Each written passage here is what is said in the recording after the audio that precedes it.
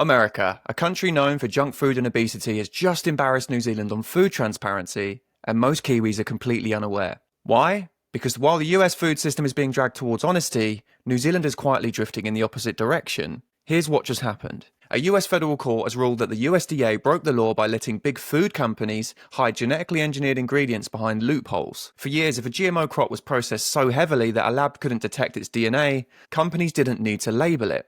They simply pretended it wasn't there. However, in a landmark case, judges ruled that the law requires disclosure of GMO ingredients whether they can detect them or not, because there's a difference between something being invisible and something not being there. The court also struck down the USDA's QR code only label rule, because expecting families to scan their groceries just to know what's in them is unfair and obstructive. So yes, America of all places is becoming more honest about GMO food, a rare win for consumers who just want to know what they're eating. But there's a twist. New Zealand is doing the opposite. The new Gene Tech Bill would allow gene-edited foods into New Zealand's food supply with no labels, no traceability, and no way for you to know what you're buying.